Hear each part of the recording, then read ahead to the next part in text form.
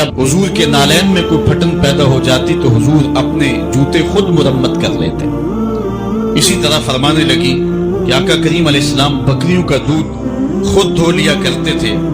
اور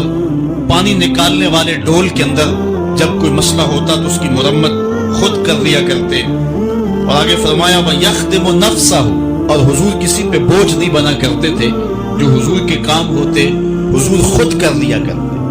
بلکہ ازواج مطہرات کے ساتھ حضور کام کاج میں مدد دیتے اور ان کے ساتھ معاونت فرماتے۔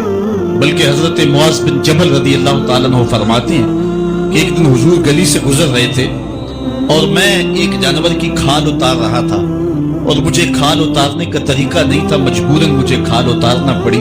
تو حضور گزرے تو مجھے دیکھا کہ معاذ بن جبل کو کھال اتارنا نہیں آ رہی، تو حضور رک گئے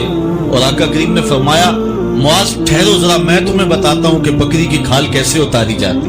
اور آقا کریم آگے بڑھے اور حضور نے خود جو ہے وہ کھال اتاری اور پھر مجھے فرمایا معاذ ایسے کھال اتارا کرتے۔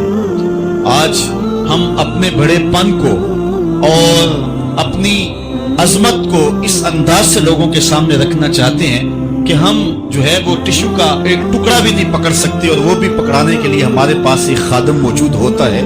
لیکن آقا کریم علیہ السلام کی زندگی اور حضور علیہ السلام کی سیرت کی سادگی کا حسن اور جمال یہ ہے کہ حضور اپنے کپڑوں کو خود مرمت کر لیتے ہیں اور اپنے دیگر کام خود کرتے ہیں اور بطیب خاطر کرتے ہیں، اور اس میں کوئی چیز اپنے لیے شرمندگی کی محسوس نہیں کرتے ہیں۔ حضرت حسن رضی اللہ تعالی عنہ حضور علیہ السلام کے نواسے بھی ہیں اور آقا کریم علیہ السلام کی صحابیت کا شرف بھی پایا ہے۔ کہتے ہیں کہ کانا یجلس علی الارض، حضور علیہ السلام کی سیرت یہ ہے کہ حضور زمین پہ بیٹھ جاتے تھے۔ زمین پر بیٹھنے میں حضور شرمندگی محسوس نہیں کیا کرتے تھے، اس کو اپنے سٹیٹس کے خلاف نہیں سمجھا کرتے تھے۔ زمین کے اوپر حضور بیٹھ جایا کرتے تھے اور فرماتے ہیں وَيَطْعَمُ، اور زمین کے اوپر بیٹھ کر کے حضور علیہ السلام کھانا تناول فرمایا کرتے تھے۔ حضور کی عادت یہ تھی کہ آقا کریم جب بھی کھانا کھاتے تو حضور جھک کر کے کھانا کھاتے۔ فرماتے ہیں کہ میرے پاس ایک فرشتہ آیا جو کعبۃ اللہ کے صحن میں کھڑا تھا